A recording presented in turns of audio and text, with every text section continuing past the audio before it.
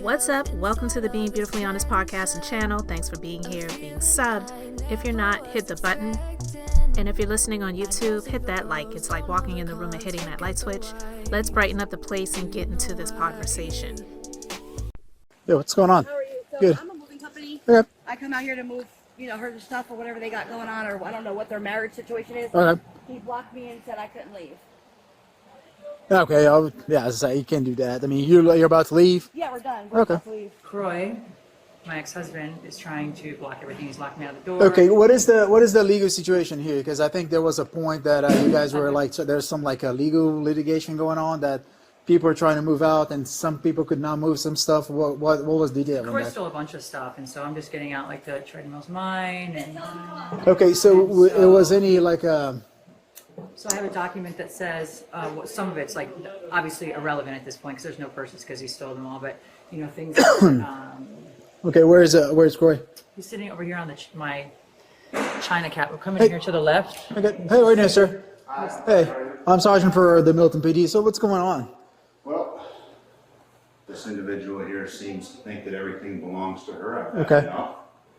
And they continue to empty out this house Okay. with property that belongs to me. We have a court order for some items that are mine. I own the majority of this furniture before I ever met Kroy. Okay. Like my office, the dining room, all sorts of things. When I went to LA a couple of weeks ago, I came home and he stole a bunch of stuff. Every pot and pan ever. We had 3 full kitchens, pots and pans, you name it, it's gone. So I started to move my stuff out, Okay. and that's mine. Yes, ma'am. You guys are married? Yeah, we're going through a divorce. So you're still married, though? Yes. Okay. And he has harassed this company so many times. I go to sleep and he moves. So this your moving truck right now? Yes. Okay. And this has happened 3 other times. Yes, ma'am. You cannot prevent this truck from leaving. I can if it's full of my stuff. Well, as I said, I can't prove that it's yours or hers. Right. Okay, so at this point, this person can't. Like, I don't want you to get in trouble for preventing a person from leaving your property if they're here legally. Their bodies can leave, that truck's not leaving. Well, that truck can leave.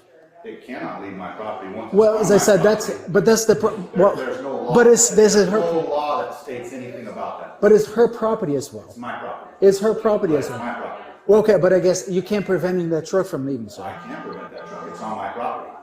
So That- when it pulls down on that property, it's down on my That's property. not- There's that no tr- law that says I that truck can't. is not yours. There's no law that says I cannot. That truck is Private property.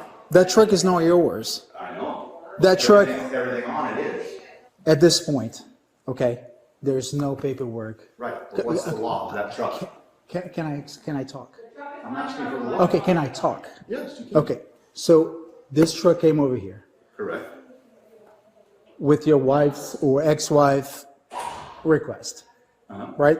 So this is as much as her property, it is yours, Right. correct? Correct. Okay, listen, ma'am, I don't know exactly what's going on because it's the first time I've been here. But what I understand is that there is a process that is going on right now between you and your ex-husband, or soon-to-be ex-husband, about the divorce, about something that in the past he could not remove any furniture from the house. Let's start And over. as I said, I'm not. I went to I'm LA gonna and get I my came crew home and to tell them to nothing. come out. Okay, listen, So listen. this is just Listen. Just I get because it. he, I get it. just because he did, do you believe that he did something that he shouldn't do? Yes, 100%. Okay, well. Oh, I thought you were asking me. I'm no, sorry. no. Can I finish talking, Yes. please? Yes. If you believe that he did something that he was not supposed to do, that's you have a legal representation, correct? So you contact your legal representation, advise that he is in the contempt of the court order, and you go from there. Same thing I explained to him.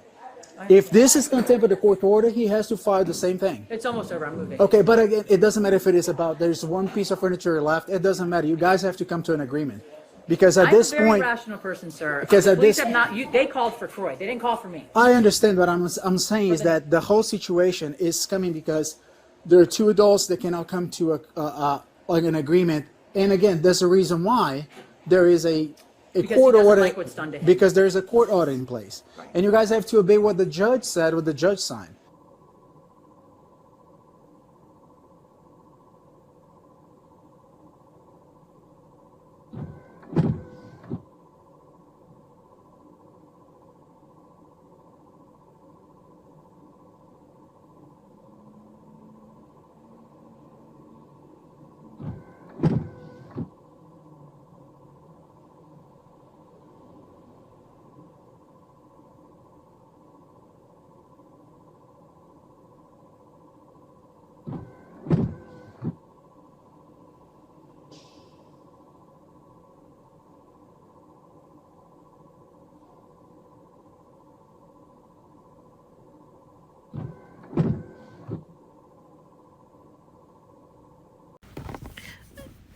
Listen, I don't know where Kim's parents are, but the last time I remember seeing them was at the reception of Kim and Kroy at the rented mansion that they got kicked out of. And now they're getting booted out of the mansion that they were supposed to be buying. And they're going through this divorce. But apparently, Kim has run her parents out of her life and possibly run Kroy's, at least his mom, out of his life. But see, that's Kroy's fault because he was the one that decided that he needed to follow in her footsteps and do what she wanted to do, which was pretty much disown and shut out the people that could have been an asset to them. Because honestly, his mom tried to warn him about getting with that woman, and now his life is like in ruins. And I know the Georgia police are tired of coming to their house, but it is entertainment for us. I feel sorry for the kids, but as far as him and her, I don't feel sorry for. So she is accusing Kroy of taking everything from their mansion. So they have continuously, well, I would say maybe her, he's probably called the police too, but continuously calling the police and wanting them to be pretty much like a referee. And I know that they're tired of both of them, okay? So I'm going to share this story from Reality Tea, and I'm reading it just like they wrote it, okay? So the Real Housewives of Atlanta and Don't Be Tardy alums each got their own rental pads after the Milton, Georgia mansion hit the auction block. It almost seemed like an end to the chaos was in sight. However, police again responded to Chateau No Dough. They are so shady. Last month when Kim accused Kroy of stealing a bunch of stuff and Kroy blocked in a moving truck Kim hired so it couldn't leave with the items he claimed were shared belongings. TMZ obtained the body cam footage from cops' December visit to Kim and Kroy's former home. They were called after Kroy prevented a moving truck full of things that Kim had packed up from leaving by blocking it in. Kroy stole a bunch of stuff, Kim told a Milton police officer. She claimed he took everything he could, including all of the pots and pans, and explained she was there to collect her remaining belongings under a court order. Kim insisted many of the items like furniture and a treadmill. Child, Kim don't work out. All she does is go and get surgery. But anyway, were hers from before their marriage. She alleged that during a recent trip to Los Angeles, Kroy cleared out the house. I came home to nothing, she exclaimed. Kroy, meanwhile, countered that Kim was trying to take things she had no claim to. He even blocked a moving truck on their property. It's my property. I can prevent that truck from leaving. Police weren't able to determine ownership and eventually persuaded Kroy to move his vehicle. Kim was allowed to leave with her belongings. However, officers gave both a firm warning, reminding them to resolve their disputes through lawyers instead of the police. So no one was given a ticket or cited or arrested. But listen, yeah, that's not what the police are for. That's a civil situation. It didn't sound like he put his hands on her or she put her hands on him. That's why you call the police. If there's like a physical or something like that threat involved, not she is taking my stuff or he's blocking me from taking my stuff or whatever, that stuff has to be handled in court. But I can't say I blame Kroy because even though most of it is his fault, but yeah, he has so much potential and she pretty much brought him down to nothing. Nothing. Like, what is he doing now? I think he's like working for a tree company or something like that. It's crazy. It's sad. I don't follow sports, so I don't know how good he was when he was playing football, but it's a sad sight to see. But none of it is surprising because Kim, like what happened to her manifesting? Remember when she used to talk about ask, believe, and receive, and that's how she lives her life, and that's why she lives so fabulously. And it doesn't seem like she's been able to live as fabulous as she used to live because they had to get up out of that home that a couple of years ago, she said that all of the MFers who were saying she was getting her home foreclosed on are stupid and she's never leaving that house and that's going to be her forever home, and they're no longer in it. So, yeah, you guys let me know what you think about that. Yeah, you and your mom robbed me cold. Wipe my nose. Cardi B is calling out her husband and mother-in-law. During a January 14th conversation on X Spaces, the rapper claims that estranged husband Offset and his mother, Latavia Woodward, have stolen from her. I ain't listen after you and your mama robbed me. Yeah, you and your mom robbed me cold. Wipe my nose. While Cardi didn't say what was allegedly taken from her, she did go on to air some other dirty laundry from her ongoing divorce from the Migos member, claiming Offset tried to get back at her for ending their 7-year marriage by not sending any Christmas gifts to their children. 6-year-old daughter Culture, 3-year-old son Wave, and 4-month-old daughter whose name hasn't been made public yet. Do you guys know that my kids didn't receive no Christmas gifts from some... You know, this Cardi B Offset ending of a relationship, because I won't say the marriage is ended until it's like an official divorce filing, like that it's actually been granted, not that she filed, because she's filed multiple times. But this is just so embarrassing. And it's almost like they had a social media slash, you know, celebrity relationship. It was not, it wasn't real. It wasn't real. So to continue to bring things to social media for either to get attention or not even and to get sympathy, she's not going to get a whole lot of sympathy from people because, like, look who you married. He already had a bunch of other kids before she got with him. Then she got married to him. I believe she wanted to do the honorable thing. And I talked about this a while ago when I discussed how, it's just a real thing. And I know people say Cardi B is black. She's not.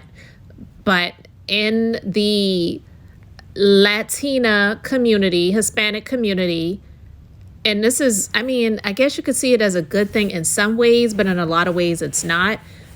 They tend to, like, how do I put it? I'm just going to be real. And I talked about this before. This is not a good thing either, where you see a lot of black or African American chicks having multiple children with multiple guys. You don't see a whole lot of that, if you see really any of it, in the Hispanic community.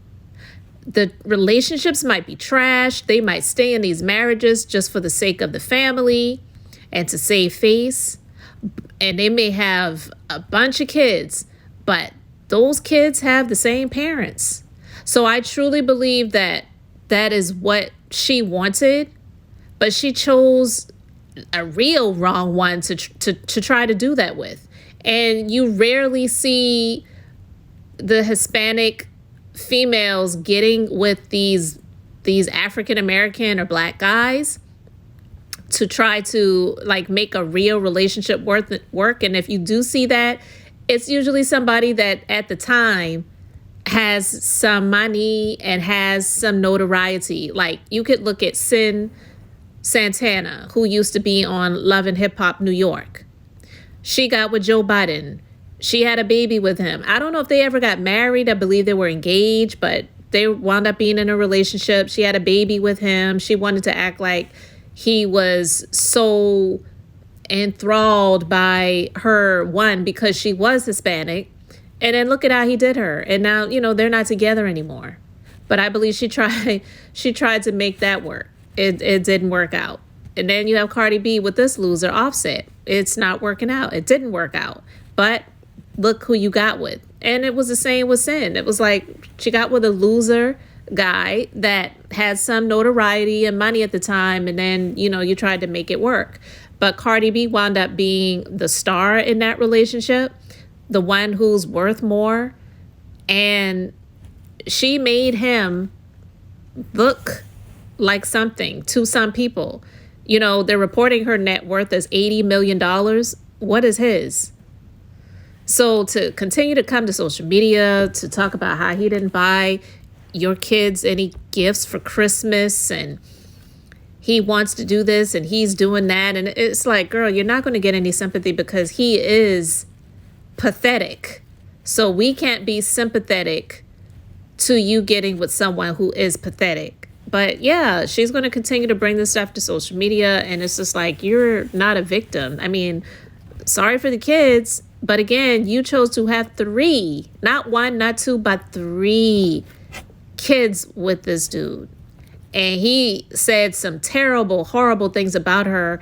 And one of the things he said that was just really stupid, but said, he won because he made her a baby mama. So like, look how he was looking at her, or how he was thinking of her the entire time.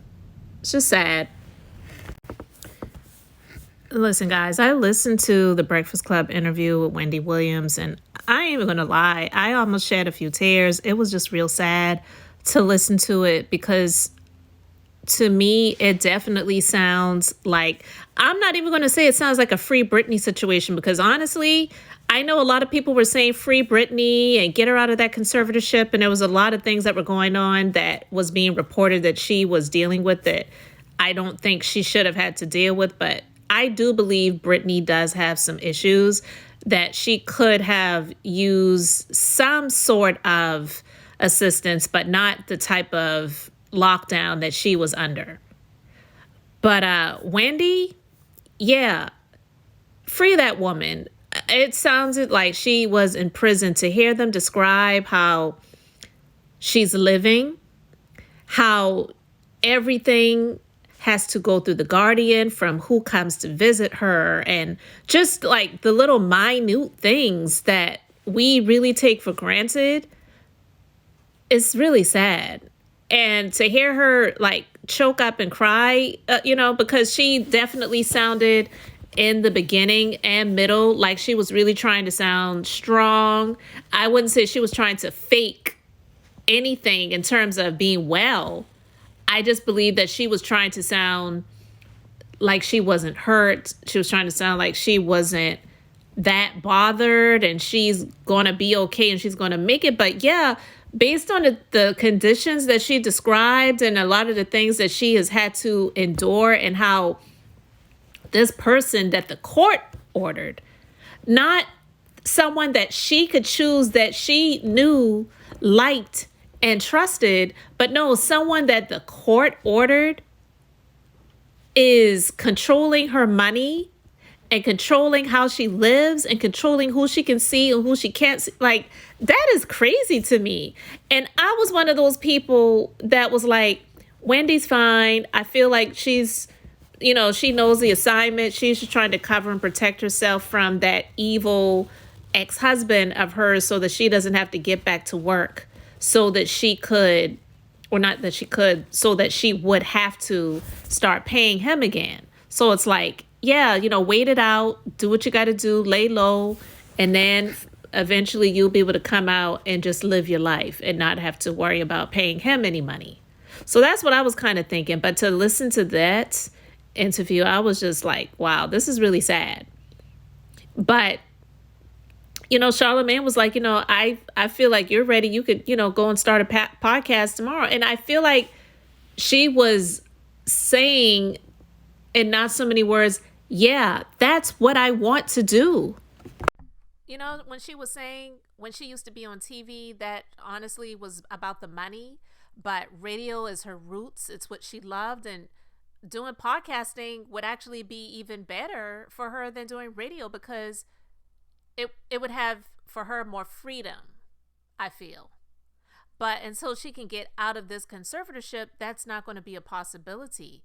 And it's just really sad that this is what she is having to deal with, to be like in prison and not have the ability to just live her life, do what she enjoys, be able to go in deep to see the things that she talked about years ago coming to fruition with all of the Diddy stuff. And she did say Diddy's done and he's going to jail for life.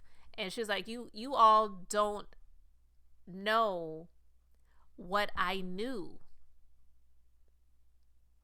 And I feel like she is like, let me out of this so that I can really do my thing. Like, now is the opportune time for me to really be able to do what I want to do, and you all are holding me back. I just really feel that it's sad that she is going through this, and all of the stories that I was hearing about her being on the decline. She has dementia, she has this, she had that, and I mean, it wasn't proven to me, so I wouldn't say that none of it sounded like it was possible. I was just like, man, I hope it's not like that. I hope she can make a turnaround. So to hear her speak to me, she sounded like she's okay. And for whatever reason, I don't know. I honestly, just going back on it now, I don't even really remember why they put her under this conservatorship in the first place.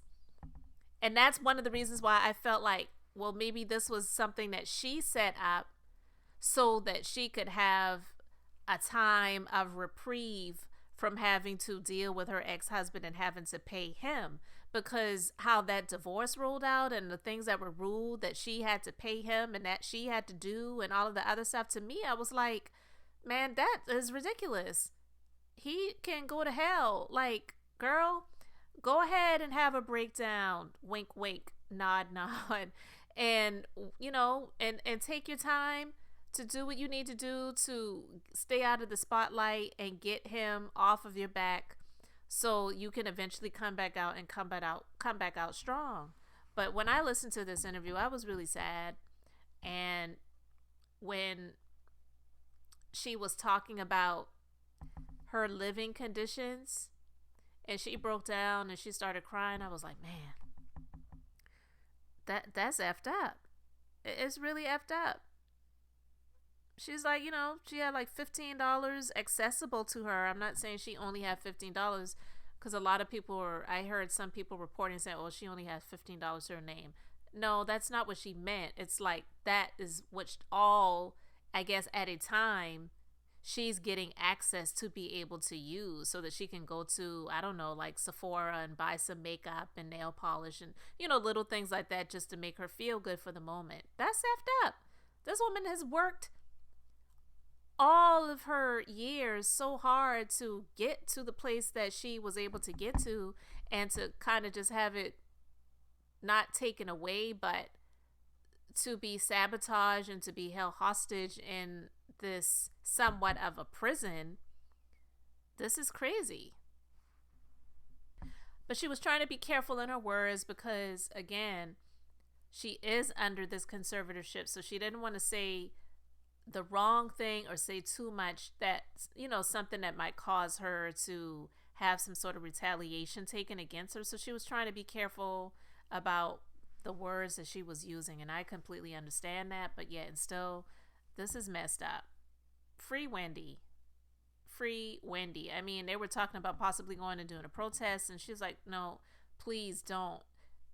It's just, I guess, some things that some people could do, and maybe even some things that she might have said where she wasn't trying to be intentional about having backlash against the conservator, but trying to prevent anything just ticking this person off that would cause her to have the repercussions of this person's attitude or their feelings or their ego or whatever all is involved, and cause that to be taken out on Wendy.